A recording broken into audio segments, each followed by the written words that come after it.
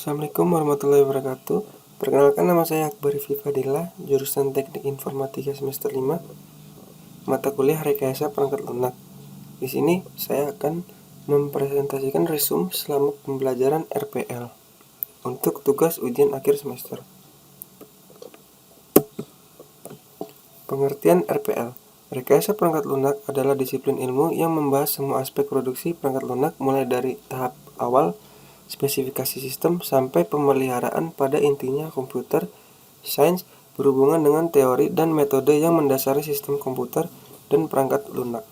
Sedangkan rekayasa perangkat lunak berhubungan dengan masalah-masalah praktis dalam memproduksi perangkat lunak. Pengetahuan tentang komputer sains sangat penting bagi perekayasa perangkat lunak sama. Produk. Saat ini perangkat lunak memiliki dua peran. Peran pertama berfungsi sebagai sebuah produk dan peran kedua sebagai kendaraan yang mengantarkan sebuah produk. Sebagai produk, perangkat lunak mengantarkan potensi perhitungan yang dibangun oleh perangkat lunak komputer. Tidak peduli apakah perangkat lunak ada dalam telepon seluler, dalam mainframe komputer. Perangkat lunak merupakan transformer informasi yang memproduksi, mengatur, memperoleh, memodifikasi, menampilkan atau menyebarkan informasi, di mana pekerjaan ini menampilkan atau menyebarkan informasi, di mana pekerjaan ini dapat menjadi sederhana, suatu bit tunggal atau kompleks simulasi multimedia. Sebagai kendaraan yang dipakai untuk mengantarkan produk, perangkat lunak berlaku sebagai dasar unit kontrol komputer atau sistem operasi komunikasi informasi jaringan komputer. Proses perangkat lunak merupakan serangkaian kegiatan dan hasil-hasil relevan yang menghasilkan perangkat lunak. Kegiatan-kegiatan ini sebagian besar dilakukan oleh perekayasa perangkat lunak. Ada 4 kegiatan proses dasar perangkat lunak, yaitu 1. Spesifikasi perangkat lunak fungsional. Perangkat lunak dan batasan kemampuan operasinya harus didefinisikan. 2. Pengembangan perangkat lunak. Perangkat lunak yang memenuhi spesifikasi tersebut harus dipenuhi. 3. Validasi perangkat lunak. Perangkat lunak harus divalidasi untuk menjamin bahwa perangkat lunak melakukan apa yang diinginkan oleh pelanggan. 4. Evolusi perangkat lunak. Perangkat lunak harus dikembangkan untuk memenuhi kebutuhan pelanggan yang berubah-ubah. Model proses perangkat lunak. Model proses perangkat lunak merupakan deskripsi yang disederhanakan dari proses perangkat lunak yang dipresentasikan dengan sudut pandang tertentu. Model sesuai sifatnya merupakan penyederhanaan sehingga model proses bisa mencakup kegiatan yang merupakan bagian dari proses perangkat lunak. Produk perangkat lunak, peran orang yang terlibat pada rekayasa perangkat lunak. Perkembangan RPL. Selama masa awal era komputer, perangkat lunak dilihat hanya sebagai suatu permenungan pemrograman komputer menjadi seni di mana di situ terdapat banyak metode yang sistematis. Perkembangan perangkat lunak sebenarnya tidak dapat diatur sampai terjadi jadwal yang bergeser atau biaya yang mulai melonjak.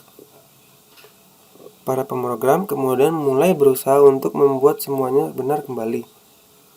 Era kedua evolusi sistem komputer melingkupi dekade pertengahan tahun 1960 dan 1970-an. Sistem multiprogram dan multiprosesor memperkenalkan konsep baru interaksi manusia dan komputer.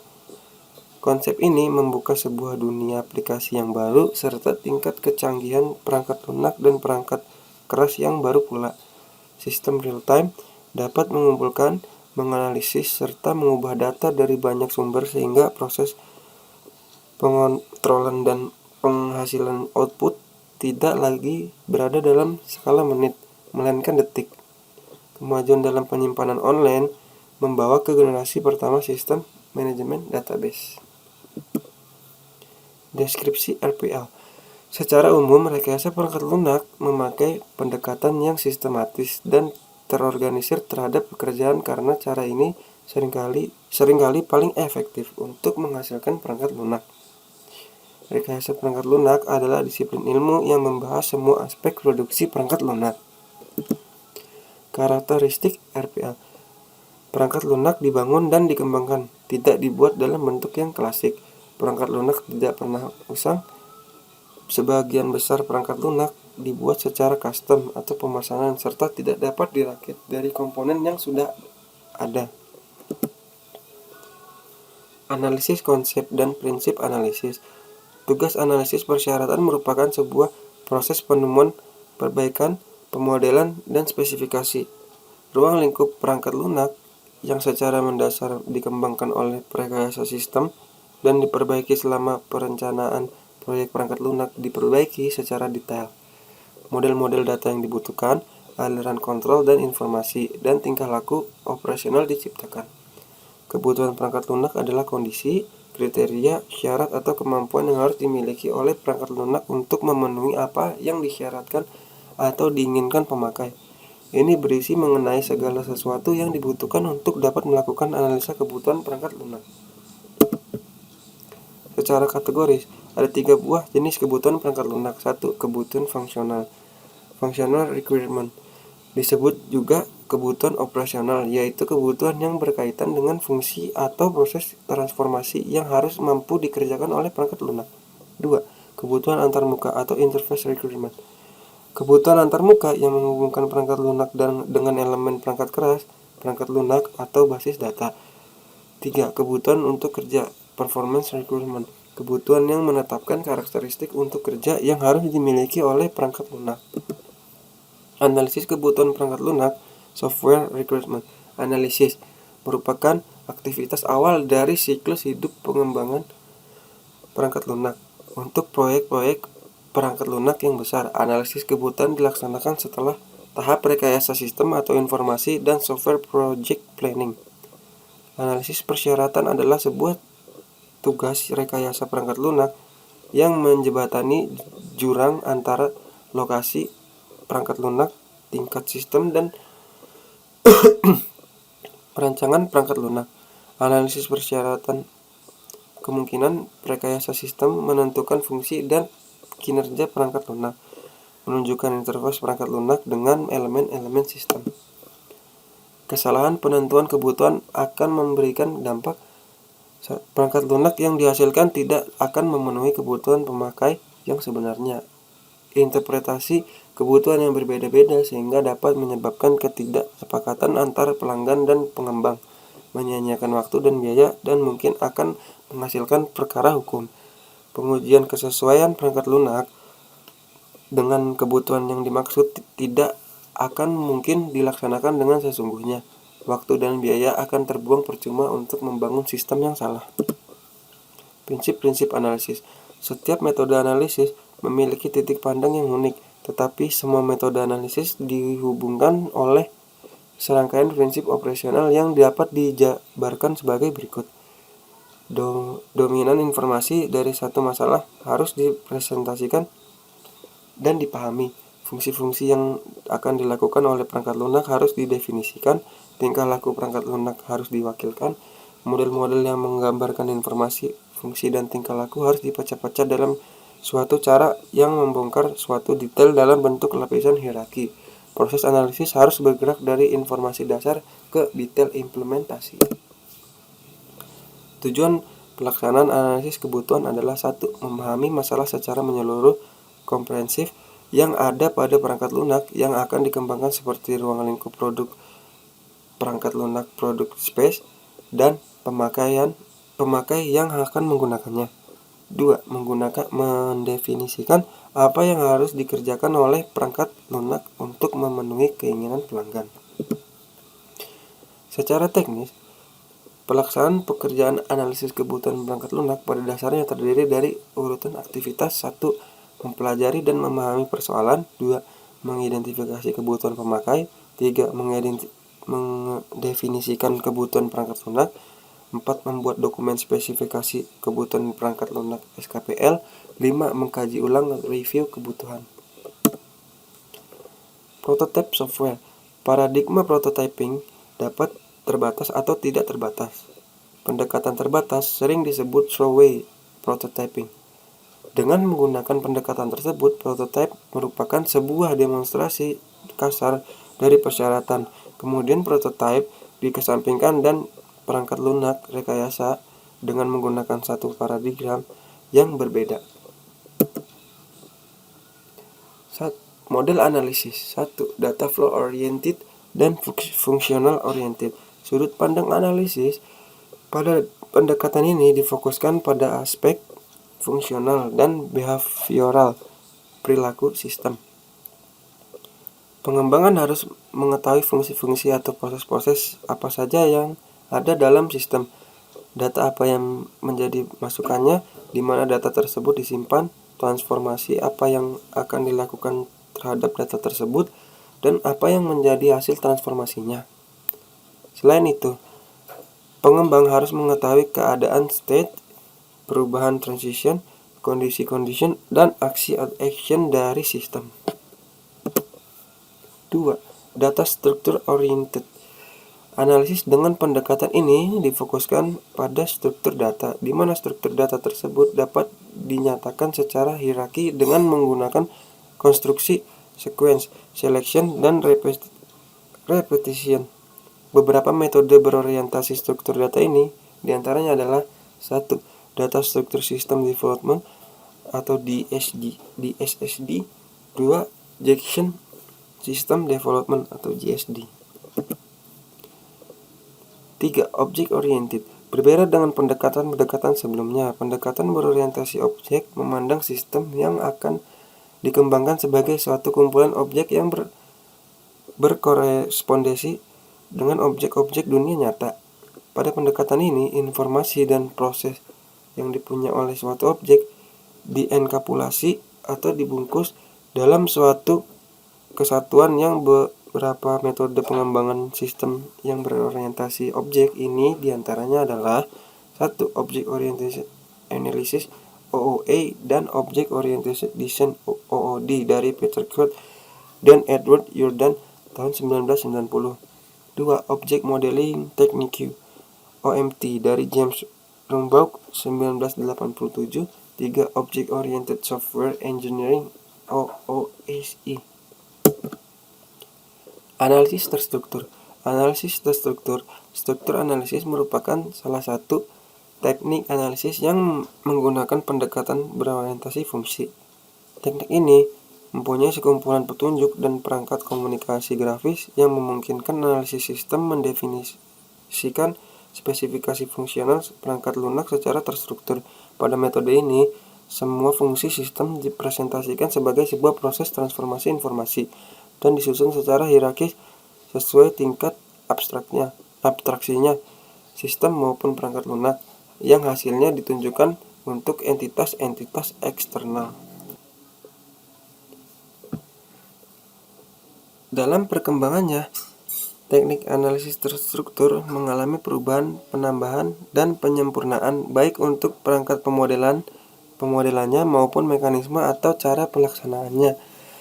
Salah satunya oleh Edward Yourdon U89 yang memperkenalkan pendekatan baru dari analisis terstruktur, yaitu analisis terstruktur modern structure analysis. 1. Perangkat pemodelan terstruktur. Perangkat pemodelan analisis terstruktur adalah alat bantu pemodelan yang digunakan untuk menggambarkan hasil pelaksanaan analisis terstruktur. 2. Spesifikasi proses. Digunakan untuk menggambarkan deskripsi dan spesifikasi dari setiap proses yang paling rendah, proses atomik yang ada pada sistem, dengan menggunakan notasi yang disebut structured English atau pseudocode. Penulisannya cukup sederhana sehingga dapat digunakan sebagai media untuk mengkomunikasikan proses yang dilakukan setiap sistem kepada pemakai. Kamus data merupakan suatu tempat penyimpanan atau gudang dari data dan informasi yang dibutuhkan oleh suatu sistem informasi. Kamus data digunakan untuk mendeskripsikan serincian dari aliran data atau informasi yang mengalir dalam sistem, elemen-elemen data, file maupun basis data atau tempat penyimpanan dalam DFD. Ada aturan konvensi penulisannya dengan menggunakan notasi atau simbol tertentu sebagai berikut ini.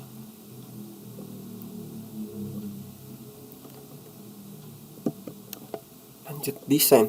Desain adalah langkah pertama dalam fase pengembangan bagi setiap produk atau sistem yang direkayasa.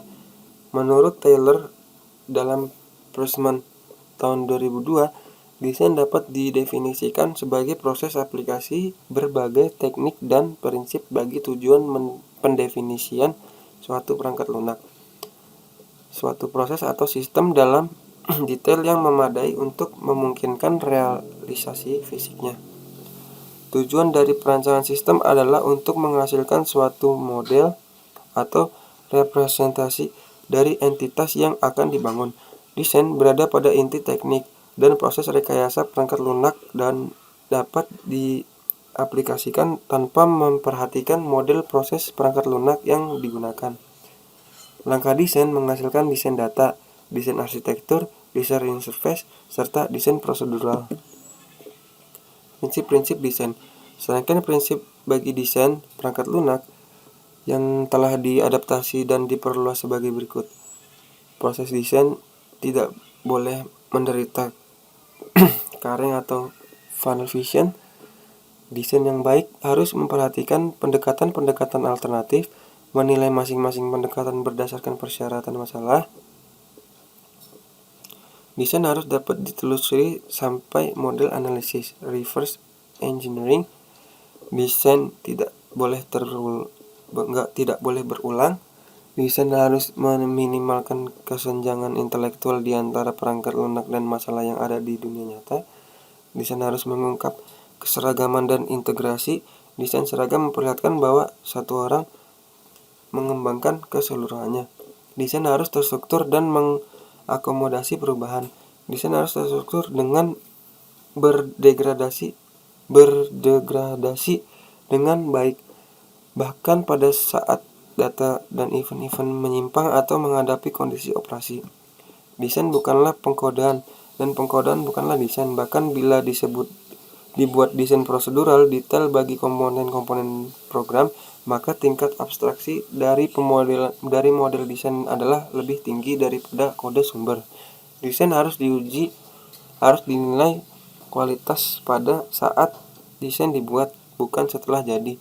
Desain harus dikaji untuk meminimalkan kesalahan-kesalahan konseptual semantik. Konsep desain perangkat lunak fundamental memberikan kerangka kerja untuk mendapatkan program yang berfungsi dengan benar. 1. Abstraction. Pada saat kita mempertimbangkan solusi modular terhadap setiap masalah, banyak tingkat abstraksi yang dapat diperoleh. Pada tingkat abstraksi tinggi, solusi dinyatakan dalam istilah yang luas. Pada saat kita bergerak pada tingkat abstraksi yang berbeda, kita bekerja untuk membuat abstraksi data dan prosedural. 2. Modularity. Modularitas merupakan konsep di mana perangkat lunak dipecah menjadi beberapa komponen dan diberi nama untuk dipanggil secara terpisah.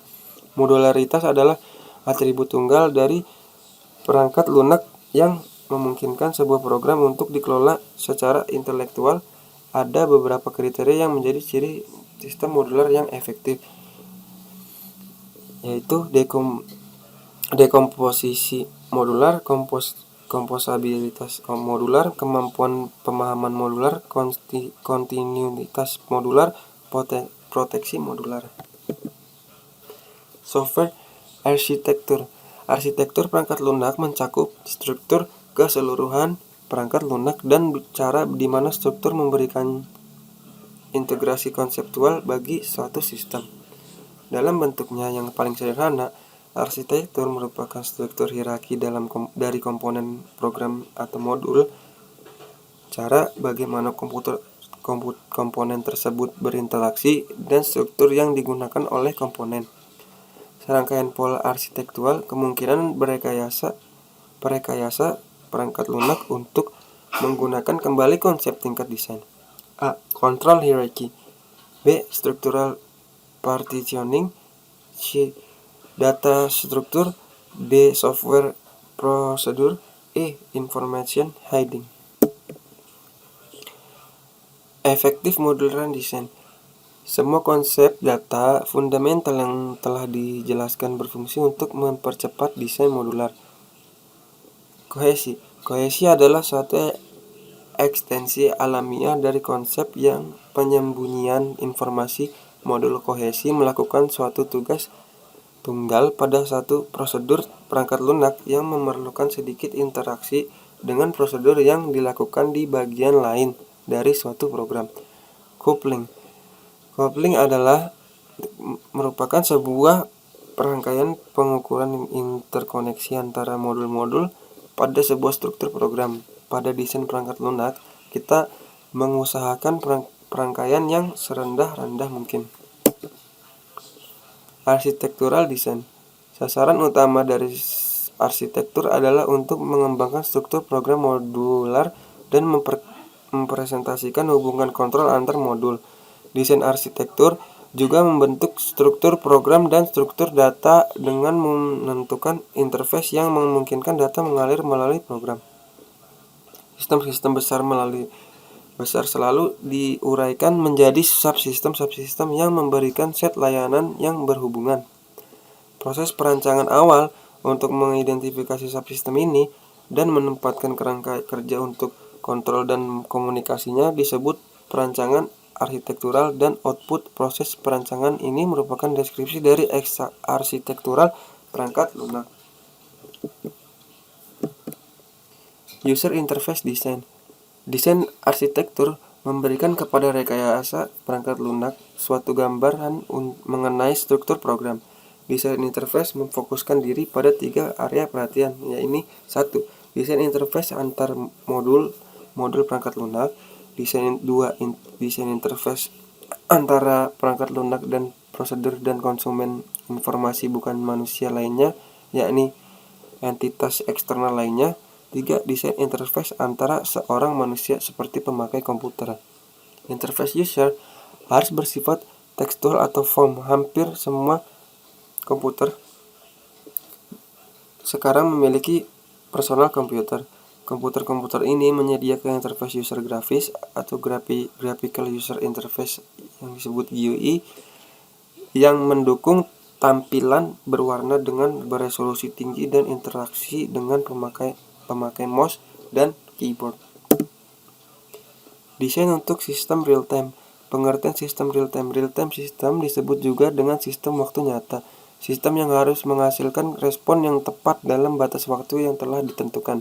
Jika respon komputer melewati batas waktu tersebut, maka terjadi degradasi performansi atau kegagalan sistem. Sebuah real-time sistem adalah sistem yang kebenarannya secara logis didasarkan pada kebenaran hasil-hasil keluaran sistem dan ketepatan waktu hasil-hasil tersebut yang dikeluarkan. Aplikasi penggunaan sistem seperti ini adalah untuk memantau dan mengontrol peralatan seperti motor, assembly line, teleskop, dan instrumen lainnya. Peralatan telekomunikasi dan jaringan komputer biasanya juga membutuhkan pengendalian secara real-time. Komponen dari real-time sistem ini adalah perangkat keras, sistem operasi real-time, bahasa pemrograman real-time, dan sistem komunikasi. Berdasarkan respon time dan dampaknya, maka komputasi real-time dapat dibedakan menjadi seperti ini. 1. Sistem hard real-time (HRTS).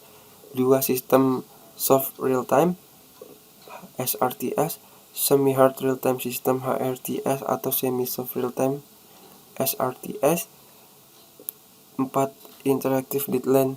Waktu deadline-nya bisa ditawar. 5. Probabilistic atau statistic intelligence (RTS). Karakteristik sistem real-time. Sistem real-time pada umumnya punya karakteristik sebagai berikut, yaitu biasanya merupakan embedded system. Biasanya membutuhkan pemrosesan konkuren untuk sejumlah input yang masuk, sehingga perlu didefinisikan sejumlah task untuk memprosesnya, serta perlu strategi khusus untuk menjadwalkan eksekusi setiap tasknya. Harus bisa menangani input yang sinkron maupun asinkron. punya kebutuhan yang tinggi terhadap reliability dan safety, sehingga fault tolerance dan exception handling jadi hal yang penting. Seringkali melibatkan berbagai hardware sehingga ada kebutuhan untuk mendefinisikan antarmuka yang baik. Analisis dan simulasi untuk sistem real-time. 1. Piranti matematis untuk analisis sistem real-time. Model itu kemudian dianalisis dengan menggunakan serangkaian piranti matematis yang menghitung jumlah yang harus diterapkan dari kunjungan ke suatu proses, waktu yang digunakan pada sistem pada saat mulai pada sebuah proses tertentu, waktu total yang digunakan sistem tersebut. 2. Teknik simulasi dan pemodelan. Keseluruhan hubungan rasional di balik pemodelan dan simulasi untuk sistem-sistem real-time. Menurut iLogic, perusahaan yang mengembangkan piranti untuk para perekayasa sistem adalah aturan seri. Kedatangan dilayani oleh sistem secara seri. Aturan paralel. Kedatangan dilayani oleh subsistem secara paralel. Aturan looping. Server dengan delay dan sebuah loop feedback dengan probabilitas. Desain real-time. Desain perangkat lunak real-time harus menggabungkan semua konsep dan prinsip fundamental yang berhubungan dengan perangkat lunak yang tinggi, dengan kualitas tinggi. Perangkat lunak real-time juga merupakan serangkaian masalah uni bagi para desainer. Representasi interupsi dan switching konteks. Konkuresi yang didefinisikan oleh multitasking dan multiprocessing, komunikasi antar tugas dan sinkronasi, variasi yang luas di dalam data dan laju komunikasi, representasi batasan timing, pemrosesan asinkron, perangkaian yang perlu dan dapat dihindarkan dengan sistem operasi perangkat keras dan elemen sistem eksternal yang lain, prinsip pemodelan yang harus dipertimbangkan dalam desain sistem real-time. 1. Atomisitas eksplisit. Interleaving, prinsip sistem tertutup, penstrukturan keadaan. Teknik pengujian perangkat lunak. Dasar-dasar pengujian perangkat lunak. Meningkatnya visibilitas atau kemampuan perangkat lunak sebagai satu elemen sistem dan biaya yang muncul akibat kegagalan perangkat lunak memotivasi dilakukannya perencanaan yang baik melalui pengujian yang teliti.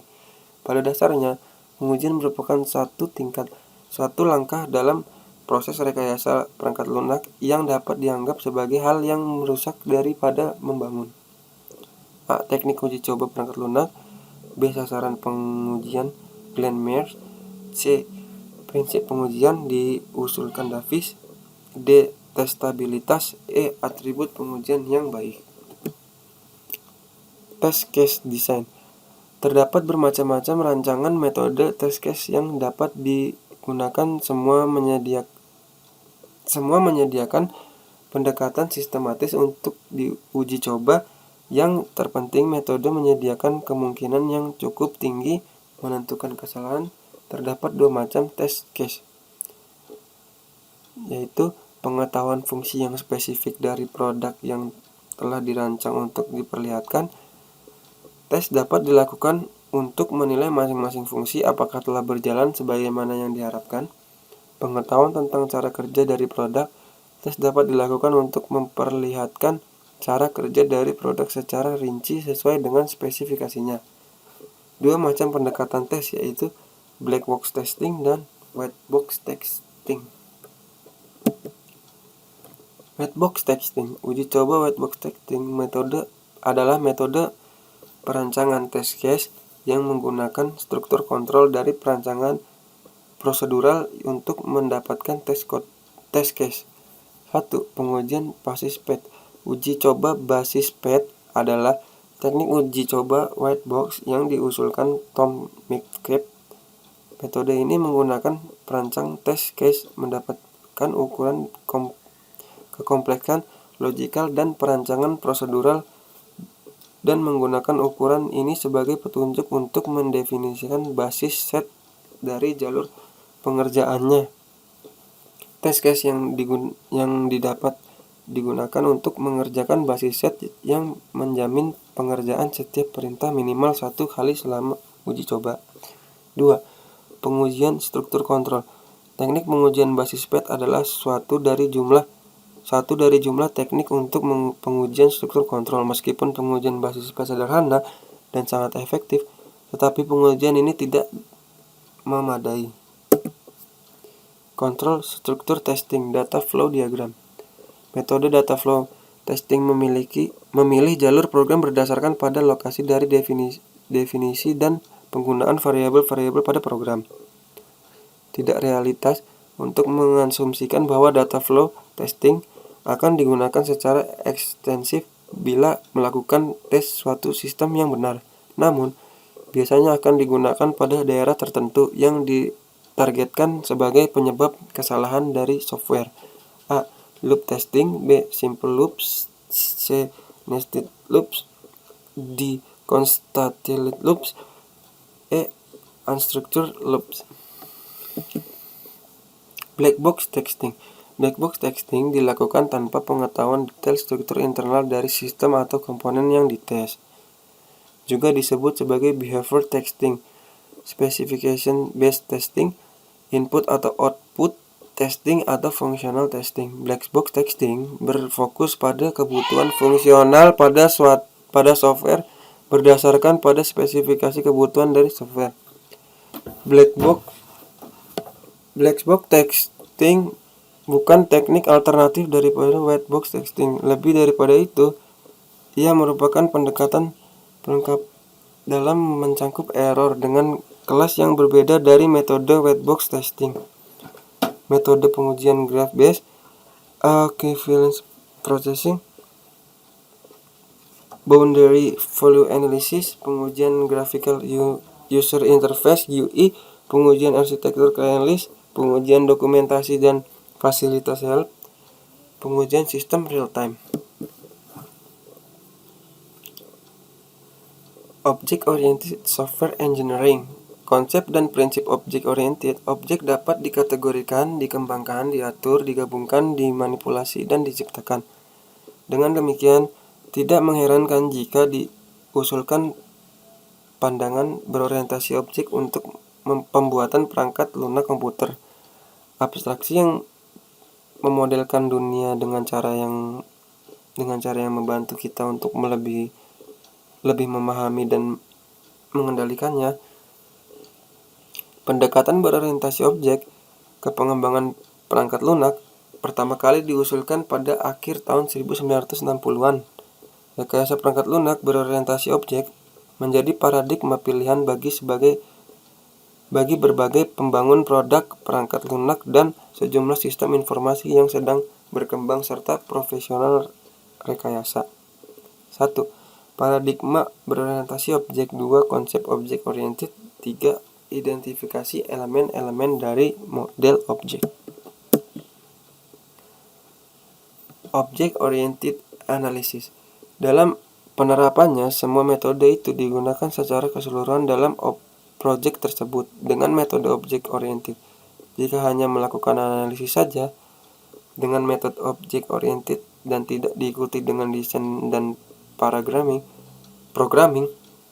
dengan metode yang sama, tentunya akan menambah kesulitan dalam pengembangannya. Dalam kenyataannya, ketiga metode di atas tidak bisa dilepaskan satu sama lain karena memang untuk mendapatkan hasil yang maksimal dari metode object oriented, ketiganya harus ada. Karakteristik dari object oriented pengertian dari object oriented analysis, tujuan OOA, sasaran OOA, dan pengujian model OOA. Unified Modeling Language atau UML. 1. Sejarah singkat Unified Modeling Language UML, tinjauan mengenai UML, semantik dalam UML, tujuan UML, tujuan utama UML. 5. Cangkupan UML. Object Oriented Design. Object Oriented Design adalah metode untuk mengarahkan arsitektur perangkat lunak yang didasarkan pada manipulasi objek-objek sistem atau subsistem. Model kebutuhan-kebutuhan yang dibuat pada fase analisis diperkaya dalam fase perancangan.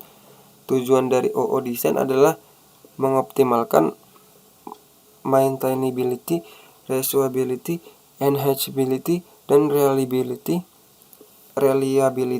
Desain berorientasi objek